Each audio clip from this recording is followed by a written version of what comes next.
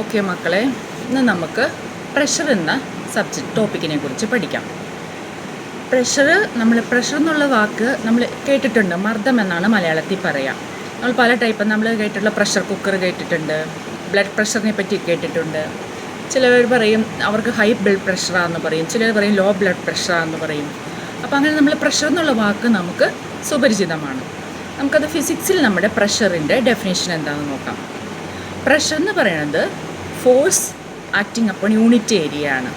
അപ്പോൾ നമുക്ക് പ്രഷറിൻ്റെ ഫോർമുലയായിട്ട് പറയുകയാണെങ്കിൽ ഫോഴ്സ് ബൈ ഏരിയ ആണെന്ന് കാണാം. ഫോഴ്സ് ബൈ ഏരിയ എന്ന് പറയുമ്പോൾ അതിൻ്റെ യൂണിറ്റ് വരിക, നമ്മൾ കഴിഞ്ഞ ക്ലാസ്സിൽ പഠിച്ചു, ഫോഴ്സിൻ്റെ യൂണിറ്റ് ന്യൂട്ടൺ ആണ്, ഏരിയയുടെ യൂണിറ്റ് മീറ്റർ സ്ക്വയർ ആണ് SI സിസ്റ്റത്തിൽ. അപ്പോൾ പ്രഷറിൻ്റെ യൂണിറ്റ് വരിക ന്യൂട്ടൺ പെർ മീറ്റർ സ്ക്വയർ ആണ്. അതിന് വേറൊരു പേര് പറയും പാസ്കലിന്. പാസ്കലിനും നമ്മൾ പ്രഷറിനെ ഡിനോട്ട് ചെയ്യാൻ യൂസ് ചെയ്യും. അപ്പോൾ ആ ഫോർമുലയിൽ നിന്ന് തന്നെ നമുക്ക് മനസ്സിലാക്കാം, pressure is directly proportional to force ആണ്.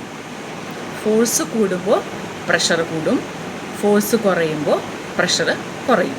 അത് നമുക്ക് ഡെയിലി ലൈഫിൽ നമുക്കിപ്പോൾ എക്സാമ്പിൾ നോക്കുകയാണെങ്കിൽ, നമ്മൾ നെയിൽ നമ്മൾ വോളിലേക്ക് അടിക്കുമ്പോൾ നെയിലിൻ്റെ ടിപ്പ് വളരെ പോയിൻറ്റഡ് ആണ്. അപ്പോൾ നമ്മൾ അപ്ലൈ ചെയ്യുന്ന ഫോഴ്സ് ആ പോയിൻറ്റിലേക്ക് വരുമ്പോൾ അത് നല്ല സ്ട്രോങ് ആയിട്ട് വരും. അതുപോലെ തന്നെയാണ് പിന്നെ നൈഫ്, നല്ല മൂർച്ചയുള്ള കത്തിയാണെങ്കിൽ നമുക്ക് കട്ട് ചെയ്യാൻ ഈസി ആയിരിക്കും. അതിൻ്റെ മൂർച്ച പോയി കഴിഞ്ഞാൽ സാധനങ്ങൾ കട്ട് ചെയ്യുമ്പോൾ അത്രയ്ക്കും അങ്ങോട്ട് എഫക്റ്റ് വരില്ല, നമുക്ക് ഒത്തിരി സ്ട്രെയിൻ ചെയ്യേണ്ടി വരും, ഫോഴ്സ് ഒത്തിരി അപ്ലൈ ചെയ്യേണ്ടി വരും. പിന്നെ അതുപോലെ നമ്മൾ ഇഞ്ചക്ഷൻ എടുക്കുന്ന സിറിഞ്ചിൻ്റെ നീഡിൽ വളരെ ഇതാണ്, ടൈനിയാണ്. നമുക്കപ്പോൾ നമ്മൾ ആ പ്രഷർ അപ്ലൈ ചെയ്യുമ്പോൾ അല്ലെങ്കിൽ ആ ഫോഴ്സ് അപ്ലൈ ചെയ്യുമ്പോൾ ആ നീഡിൻ്റെ തുമ്പിലേക്ക് വരുമ്പോഴത്തേക്കും അത് നമ്മുടെ ബോഡിയിലേക്ക് തുളച്ച് കയറാൻ എളുപ്പമാവും. അത്രയ്ക്ക് നമുക്ക് വലിയ ടിപ്പല്ല, അതിന് ചെറിയ പോയിൻ്റ് ടിപ്പാണ്. അപ്പോൾ അതൊക്കെയാണ് പ്രഷറിൻ്റെ ഇത് പറയുമ്പോൾ. ഇനി ഏരിയ കുറയും തോറും ഇത് ഇൻവേഴ്സ്ലി പ്രൊപ്പോർഷണലാണ് പ്രഷറിന്. ഏരിയ കുറയും തോറും പ്രഷർ അപ്ലൈ ചെയ്യപ്പെടുന്നത് അവിടെ കൂടും. ഏരിയ കൂടുമ്പോൾ പ്രഷർ കുറയും, ഏരിയ കുറയുമ്പോൾ പ്രഷർ കൂടും. അതുകൊണ്ടാണ് പറയണത് pressure is inversely proportional to area എന്ന്. അത് നമ്മുടെ ആ ഫോർമുലയിൽ തന്നെ നമുക്ക് മനസ്സിലാക്കാം. Pressure is equal to force by area ആണ്. അപ്പോൾ നമ്മൾ ഡെസിമൽ നമ്മൾ ഡിനോമിനേറ്ററും ന്യൂമറേറ്ററും ഒക്കെ നമ്മൾ പഠിച്ചിട്ടുണ്ട് ഏത് ഫ്രാക്ഷനിൽ, മാത്സിൽ. അപ്പോൾ ഡിനോമിനേറ്റർ കൂടുമ്പോൾ നമ്മുടെ ആൻസർ കുറയും, ഡിനോമിനേറ്റർ കുറയുമ്പോൾ ആൻസർ കൂടും. അപ്പോൾ അതനുസരിച്ച് നമുക്ക് ഈക്വേഷനിൽ തന്നെ അത് മനസ്സിലാക്കാം. CBSEയുടെ പാറ്റേൺ ഒക്കെ മാറിയിട്ടുണ്ട് ഈ വർഷം. അപ്പോൾ അതിൻ്റെ പല ടൈപ്പ് ക്വസ്റ്റ്യൻസ് ചോദിക്കാം. ഒബ്ജക്റ്റീവ് ടൈപ്പ് ക്വസ്റ്റ്യൻസ് ഉണ്ട്, MCQ ഉണ്ട് ആദ്യം, പിന്നെ അസേർഷൻ റീസണിങ് ക്വസ്റ്റ്യൻ ഉണ്ട്. അപ്പോൾ ഇത് പല ടൈപ്പ് രീതിയിലും ഇതുപോലെയുള്ള പോയിന്റുകൾ തിരിച്ചും മറിച്ചും ചോദിക്കാൻ സാധ്യതയുണ്ട്. ഇനി നമുക്ക് അറ്റ്മോസ്ഫിയറിക് പ്രഷർ എന്താണെന്ന് നോക്കാം. അറ്റ്മോസ്ഫിയറിക് പ്രഷർ എന്ന് പറയുന്നത്, എയർ നമുക്കറിയാം, എയറിൽ പല ടൈപ്പ് ഗ്യാസസ് ഉണ്ട്. Oxygen, nitrogen, carbon dioxide, hydrogen, helium, അതല്ലേ നമ്മൾ കേട്ടിട്ടില്ലാത്ത പലതരം ഗ്യാസസും ഉണ്ട്, നമ്മളധികം പരിചയമില്ലാത്ത ഗ്യാസസും ഉണ്ട്. അപ്പോൾ ഈ എയർ എന്ന് പറയുന്ന അറ്റ്മോസ്ഫിയർ യൂണിറ്റ് ഏരിയയിൽ പ്രയോഗിക്കുന്ന പ്രഷറാണ് അറ്റ്മോസ്ഫിയറിക് പ്രഷർ എന്ന് പറയുന്നത്. അറ്റ്മോസ്ഫിയർ പ്രഷർ നമ്മൾ കാൽക്കുലേറ്റ് ചെയ്തിട്ടുണ്ട് സയൻറ്റിസ്റ്റുമാരൊക്കെ. അത് നമ്മളൊരു കോൺസ്റ്റൻ്റ് ആയിട്ടാണ് എടുക്കുക, നമ്മൾ ഫോർമുലയിലൊക്കെ ചെയ്യാൻ വേണ്ടിയിട്ട്. അതിൻ്റെ വാല്യൂ എന്ന് പറയുന്നത് 1.013 × 10⁵ പാസ്കലാണ് അറ്റ്മോസ്ഫിയറിക് പ്രഷർ.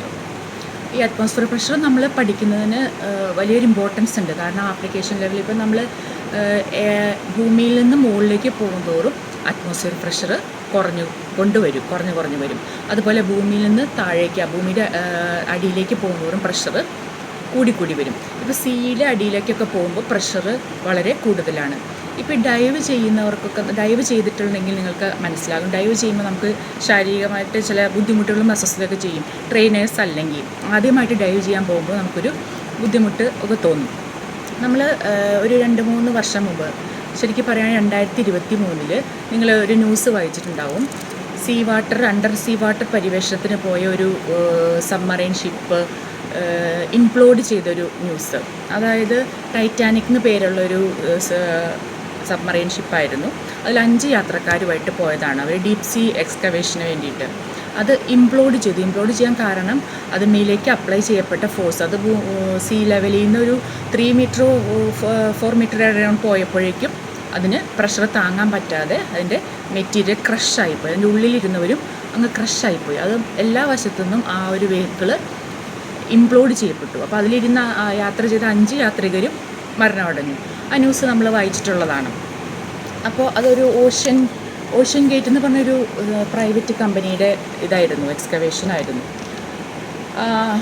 അപ്പോൾ അതാണ് നമ്മൾ മൗണ്ടനേഴ്സൊക്കെ കയറുമ്പോൾ, മൗണ്ടനേഴ്സ് ചെയ്യുന്നവർക്ക് മുകളിലേക്ക് കയറുമ്പോൾ കുറച്ച് ബുദ്ധിമുട്ട്. അവർ ഓരോരോ ബേസ് ക്യാമ്പ്, അത് കഴിഞ്ഞ് പിന്നെ അടുത്ത ക്യാമ്പ്, അങ്ങനെ നിർത്തിയാണ് അവർ മൗണ്ടനിങ് ചെയ്യാറുള്ളൂ.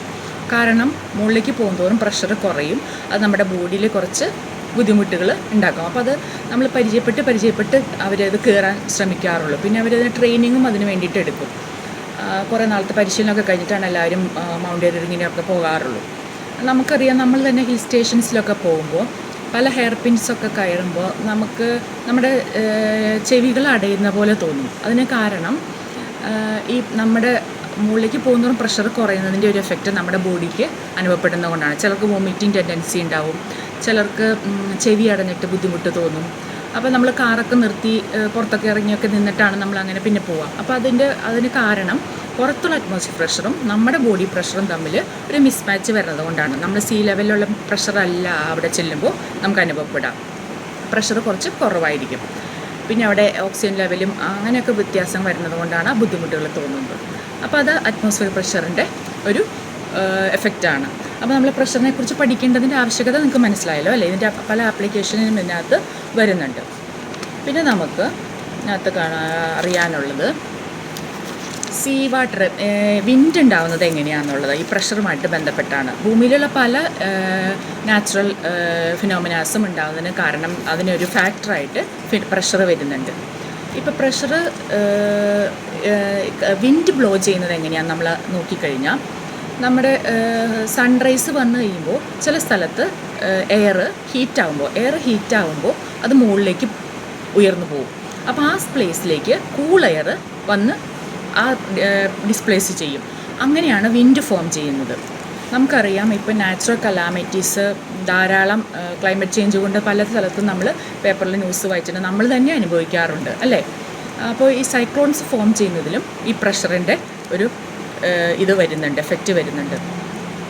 സീ വാട്ടർ വളരെ സ്ലോ ആയിട്ടാണ് ഹീറ്റാവുകയുള്ളൂ, അതുപോലെ തന്നെ വളരെ സ്ലോ ആയിട്ടാണ് കൂളാവുകയും ചെയ്യുള്ളൂ. ഇപ്പോൾ ഗ്ലോബൽ വാർമിംഗ് മൂലം സീ വാട്ടർ ഭയങ്കരമായിട്ട് ഹോട്ടാവണത് കൊണ്ട് അതിൻ്റെ മുകളിലുള്ള എയർ ഭയങ്കരമായിട്ട് ഹീറ്റായിട്ട് മുകളിലേക്ക് റേസ് ആവും. അപ്പോൾ ആ സ്ഥലത്തേക്ക് കൂൾ എയർ വരും. അപ്പോൾ സൺറൈസ് വരുന്തോറും ഈ സീ വാട്ടർ വേപ്പറൈസ് ചെയ്ത് പോകുമ്പോൾ വളരെ കൂടുതൽ വാട്ടർ വേപ്പർ ഇതിൻ്റെ കൂടെ മുകളിലേക്ക് പോകും. എയർ ആ മുകളിലേക്ക് പോകുന്ന എയർ പിന്നെ അത് തണുക്കും. അപ്പോഴാണത് ക്ലൗഡ്സായിട്ട് മാറുന്നത്.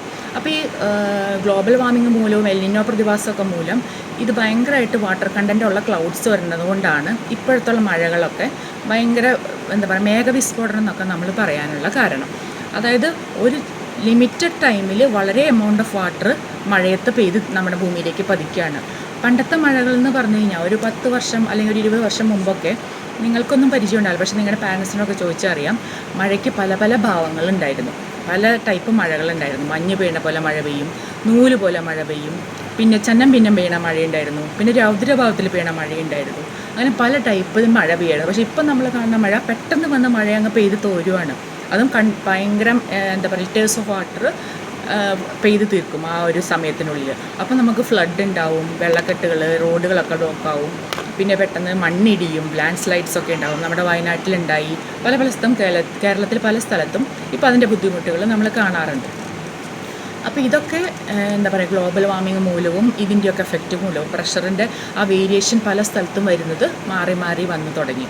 നമുക്കറിയാം, നമ്മുടെ നാട്ടിൽ തന്നെ ഇപ്പം മിന്നൽ ചുഴലികൾ ഉണ്ടാവാറുണ്ട്. മിന്നൽ ചുഴലികൾ എന്ന് പറഞ്ഞാൽ വിൻഡ് ഫോം ചെയ്യുന്ന പാറ്റേൺ മാറി, അതിൻ്റെ പ്രഷർ വേരിയേഷൻ വരുമ്പോൾ ആ എയർ സർക്കുലേഷൻ്റെ പാറ്റേണൊക്കെ മാറിയിട്ട് പെട്ടെന്നൊരു സ്ഥലം ചൂട് പിടിക്കും, ആ സ്ഥലത്തേക്ക് പെട്ടെന്ന് കൂളെയർ വരും, പിന്നെ അത് വീണ്ടും ചൂട് പിടിക്കും. അങ്ങനെ ഒരു സൈക്ലോൺ പോലെ ഫോം ചെയ്യുകയാണ്, പെട്ടെന്നൊരു ചുഴലി പോലെയൊക്കെ വരുന്നു.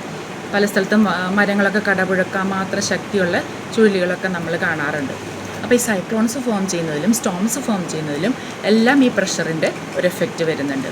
അപ്പോൾ ഈ കാര്യങ്ങളൊക്കെ നിങ്ങൾ ശ്രദ്ധിക്കുക, ടെക്സ്റ്റ് നന്നായിട്ട് വായിച്ച് നോക്കാം. ഇതിൽ വരാനുള്ള ചാൻസ് ഉള്ളത് ഫോഴ്സ് ബൈ ഏരിയ എന്നുള്ള ഫോർമുല അപ്ലൈ ചെയ്തിട്ട് പ്രോബ്ലംസ് ചെയ്യാനുണ്ടാവും. അത് ഡയറക്റ്റ് ക്വസ്റ്റ്യൻസേ വരുള്ളൂ. ഒരു ക്വസ്റ്റ്യൻസ് അവർ കറക്റ്റ് ഇത്ര എമൗണ്ട് ഓഫ് ഫോഴ്സ് നമ്മൾ അപ്ലൈ ചെയ്തു, ഇത്ര ഏരിയയിലാണ് അപ്ലൈ ചെയ്തത്, അപ്പോൾ എത്ര പ്രഷർ എത്രയാണെന്നുള്ള ക്വസ്റ്റ്യൻസ് വരും. അപ്പോൾ നിങ്ങൾ ഡയറക്റ്റ് ആ SI യൂണിറ്റിലേക്ക് ആക്കിയിട്ട് ഡയറക്റ്റ് ഫോർമുലയിൽ അപ്ലൈ ചെയ്തിട്ട് ആൻസർ എഴുതുക, അതിൻ്റെ യൂണിറ്റ് എഴുതുക, പാസ്കൽ അല്ലെങ്കിൽ ന്യൂട്ടൺ പെർ മീറ്റർ സ്ക്വയർ എഴുതുക. അപ്പോൾ ഇത്രയാണ് ഈ പ്രഷറിൻ്റെ കൺസെപ്റ്റിൽ നമുക്ക് പഠിക്കാനുള്ളത്. ഇനി നിങ്ങൾ എന്തെങ്കിലും ഡൗട്ട് ഉണ്ടെങ്കിൽ എന്നെ എഴുതി അറിയിക്കുക.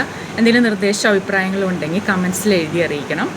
പിന്നെ ഞാൻ കഴിഞ്ഞ പ്രാവശ്യത്തെ ഇതിൽ ഞാൻ പറയാൻ വിട്ടുപോയി, ആർക്കെങ്കിലും നിങ്ങളുടെ ക്ലാസ്സിൽ പഠിക്കുന്ന ഫ്രണ്ട്സിനോ റിലേറ്റീവ്സിൽ ആരെങ്കിലും ഇൻഡിവിജ്വൽ ട്യൂഷൻ ആവശ്യമുണ്ടെങ്കിൽ നിങ്ങളെനിക്ക് മെയിൽ അയച്ചാൽ മതി. എൻ്റെ മെയിൽ ID sonia40ANTONY@gmail.com. ആദ്യം കോൺടാക്റ്റ് ചെയ്യുന്ന ഒരു 2-3 പേരെയാണ് അക്കോമഡേറ്റ് ചെയ്യാൻ പറ്റുള്ളൂ. അപ്പോൾ ആദ്യം മെയിൽ അയക്കുന്നവർ ഞാൻ നിങ്ങളെ തിരിച്ച് വിളിക്കുന്നതായിരിക്കും. ഡെയിലി ഒരു 1 hour ഒരാൾക്ക് വേണ്ടി സ്പെൻഡ് ചെയ്യാൻ പറ്റും.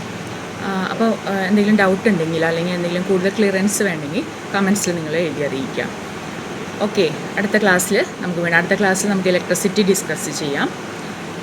Okay, take care, by.